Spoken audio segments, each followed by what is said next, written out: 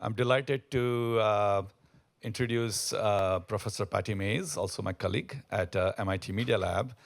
And I think it's fine to say that actually Patti Maes is kind of the mother of agents. She started the field of software agents in 1990s, and also the concept of autonomous agents that led to startups and many other things. And recently, when I was explaining to her about the agentic web, and she said, Ramesh, you realize we did all of this in the 90s. So I thought we should bring back the mother of agents and share with us her thoughts on how this was back then and what can we learn about doing this in an open, vibrant, neutral, and responsible way now. Patti Maes.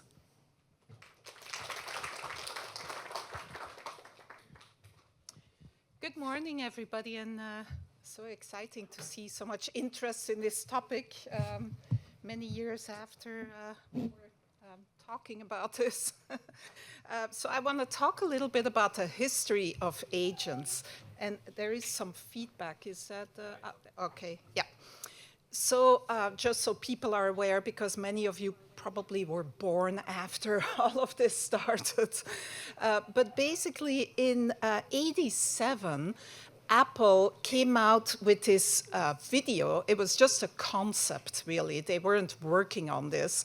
A concept of agents that would assist users with tasks. So they came up with this Knowledge Navigator video, which you can still see on YouTube, actually, where they had this like imaginary tablet. Tablets didn't exist yet back then, with an agent Phil that helps a user with all sorts of things, prioritizing tasks, filtering incoming communications, even communicating on behalf of the user, like a digital twin or an assistant, doing research and information retrieval for that user, preparing lectures, because the user in the video is a professor, actually, calendar and schedule management, etc. It was a very exciting video, and at that time, I was actually working here at MIT in what was then called the AI Lab, now it's called CSAIL, on robots and robotic agents. So I was working with people like Marvin Minsky and Rodney Brooks on autonomous agents, autonomous robots that can teach themselves things and so on, like that six-legged robot. I was working on machine learning algorithms so it can teach itself to walk robustly. And I was also applying for faculty jobs and got a faculty job at the Media Lab, which wasn't so much robotics oriented. So I thought, well, let's think what software agents could be like. Could we actually create software agents that help users with sort of the overload of information that they're dealing with, all the tasks that they want to keep track of, etc. So we started building the kind of agents that were envisioned in that Knowledge Navigator video.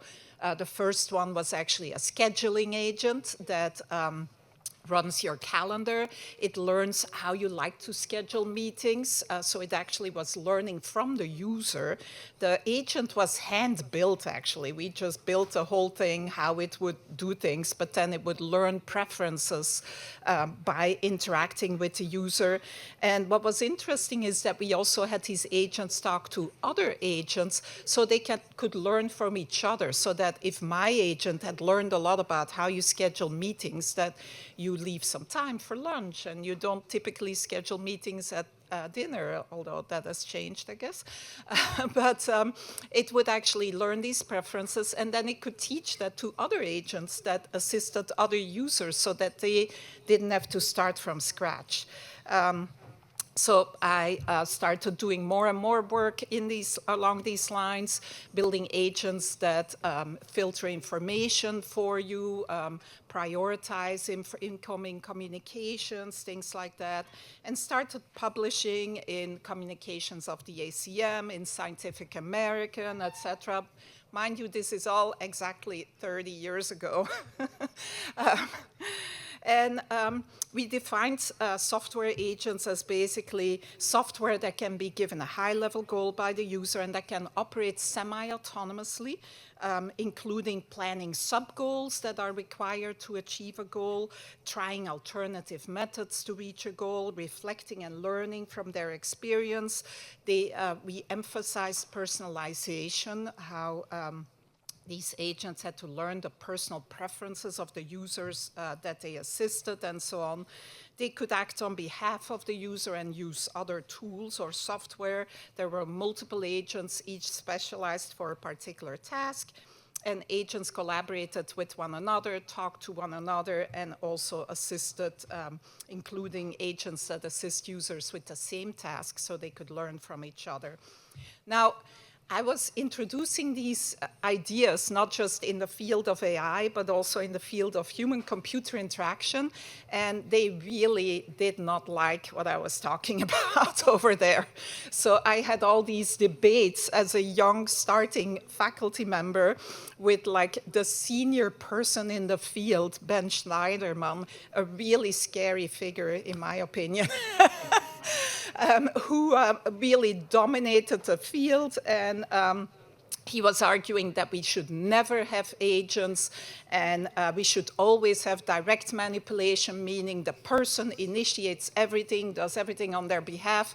All we need is better interfaces to make people more efficient and effective. So I'm so happy that all of this is happening right now, because 30 years later, I'm proven right, I think, that we need agents. I had that sense at that time, because that was also just when the World Wide Web started, and browsers, mind you, and things were exploding kind of like they are right now, and there was so much happening, and I felt overwhelmed. I couldn't keep track of everything happening and everything I might be interested in and so on. So for me, these agents, I really saw a need for them to help us with that overload of information and so on. And of course, all of that is even more so the case now. So 30 years forward, agents are back. Suddenly, of course, because we now have these large language models or multimodal models that now are combined with ways for them to use computer tools or operate websites and so on. We suddenly have, are going beyond chatbots and having agents that can do things on our behalf. But back then, in my 1994 paper, I was talking about two problems that have to be solved when you want to build agents. The first is that of competence. The agent has to know what to do, how to do things, etc. And the second problem is, of course, that of trust. The agent has to be trusted by the user, so the user feels comfortable delegating tasks to the agent. And those two problems still, I think, are very much existing problems today. Of course, in terms of competence, large language models now make it so much easier to build these agents, and they have all the world's knowledge about that people don't like to schedule meetings in the middle of the night, etc. But I would argue that in terms of competence, we're only 80% there. Of course, agents, today's agents, based on large language models, are still often inaccurate. They hallucinate. They don't do real reasoning yet. When multiple agents accumulate, of course, if each of them is, say, 99% correct, their errors multiply. If you involve multiple agents, the errors multiply, which means that the error gets bigger.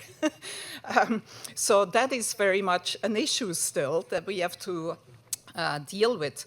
Trust is even more, I think, an unsolved issue. When a user or a company, say, delegates a task to an agent, there are often a lot of preferences and constraints that you don't think about in the moment, and that you forget to communicate, and that may come back to hurt you.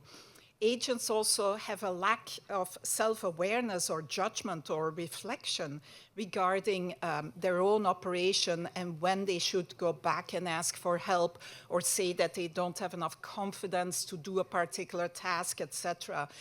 Human agents, like an administrative assistant, if you tell them, go buy, say, a diamond ring for an engagement or something, they'll say like, well, I don't feel comfortable doing that. I don't think I quite know what your preferences are and what style and this and that your fiancé may like. But of course, an agent would say, sure, let me help you with that. And so I think we need to build in some self-awareness, some judgment of, and some reflection of their own actions so that agents can know when it's, they should be sort of operating on behalf of a user or a company and when they should go back for help and ask for more instructions.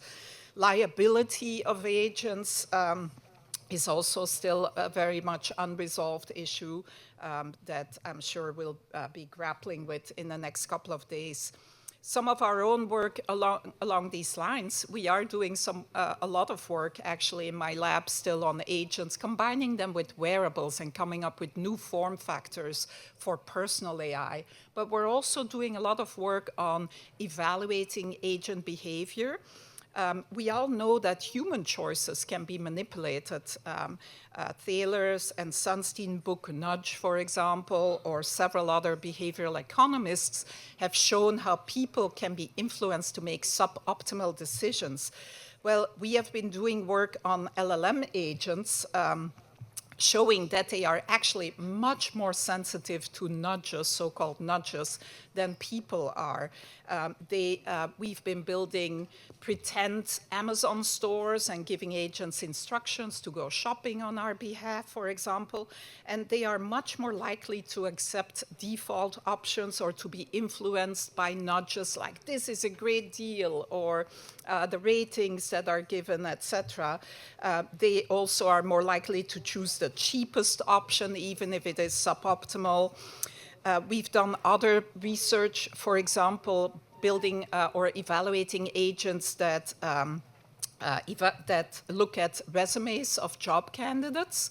You would think that that would be something that an agent would be good at. Well, it turns out that agents are influenced, or these systems are influenced by last names. So if you have a famous last name, those of you named Kennedy or Roosevelt or Gates, you're in luck because agents will rate exactly the same resume higher than that with a different last name if you have a famous last name. These are all things that we're not thinking about, but that are going to influence all of your lives because these agents are really not at all rational and not at all accurate and correct and so on. You may, oh, sorry, that's that one.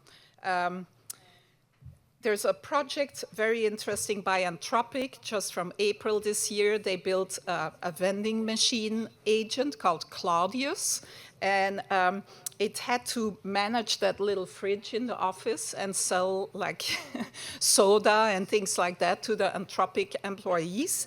And so they gave Claudius $1,000 and asked it to do everything: inventory management, looking up suppliers, figuring out how to price things, this and that. Well, that's how its bank account looked over time. So basically, it lost a lot of money, didn't make any money. It was a very simple task. They analyzed all of the mistakes that it made, and it was incredible, the stupid stuff that it did. It ignored lucrative opportunities. It hallucinated important details. Like it said, please pay me on this Venmo account, and the Venmo account didn't exist. It sold things at a loss. It did suboptimal inventory management.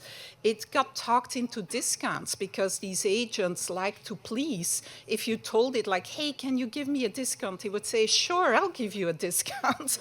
And then it didn't even learn from its mistakes. At some point, it decided, I'm going to give all the Anthropic employees a 25% discount. And then someone pointed out, because they were giving it feedback, do you know that 99% of your customers are Anthropic employees? That's a dumb idea to give them a discount.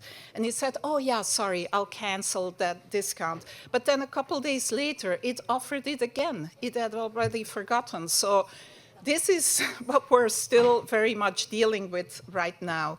So where are agents now? Obviously, there is a lot of interest, a lot of hype. But I think we have to be careful and start with agents that are carefully crafted and tested for narrow, repetitive tasks and processes rather than sort of very broad-ranging one-off tasks. We have to build agents that reflect and that are self-critical and that know when to ask for help. We should build infrastructure for more reliable agents, like what is happening here at this conference, coming up with marketplaces that have reputation mechanisms and rating systems and contracts and legal structures and payment structures, etc. This is just a start. I think there will be some downs before there are some ups, but it's very exciting to see all of this development in the field. Thank you. Thank you.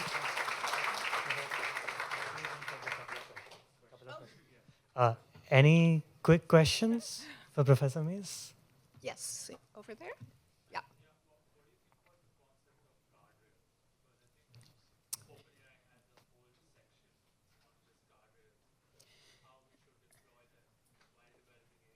Yeah, well, it's a good concept, but there's always some things that you don't think about, and you always have to keep adding more and more guardrails.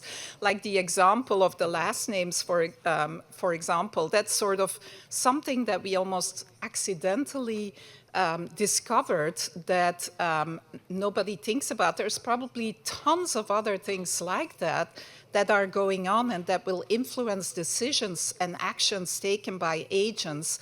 And I don't know whether guardrails that are put in after the fact, when we notice where they go wrong, whether they will really solve the whole problem.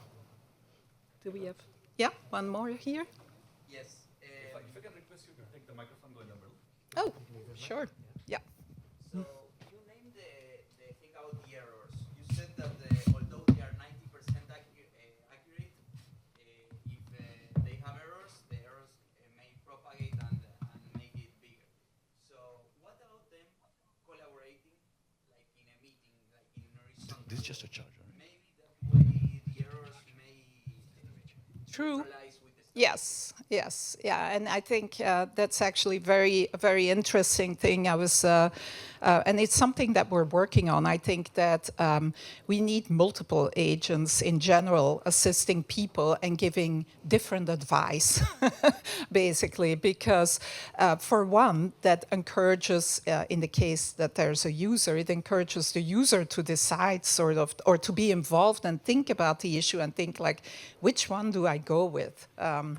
So I think it's important to have competing solutions, basically, that are maybe critiquing and trying to convince one another, etc., but also possibly in the case that there's a user involved, the user sort of looking at the arguments these different agents are making for why their decision or their opinion is best, the user deciding which one to go with. I think that would result in people being a lot more involved in the critical thinking about a problem. Some of you may have seen a study that we did recently, which got a lot of attention because it showed that people often don't think critically when they involve a chatbot in helping them write stuff, and that they can't even quote anything that they wrote and can't really talk about the essay that they wrote and so on.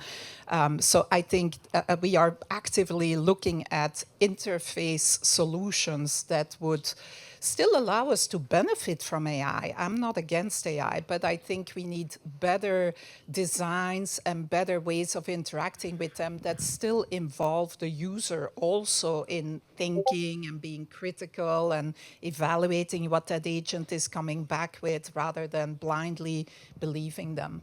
Yeah. Do we have more time?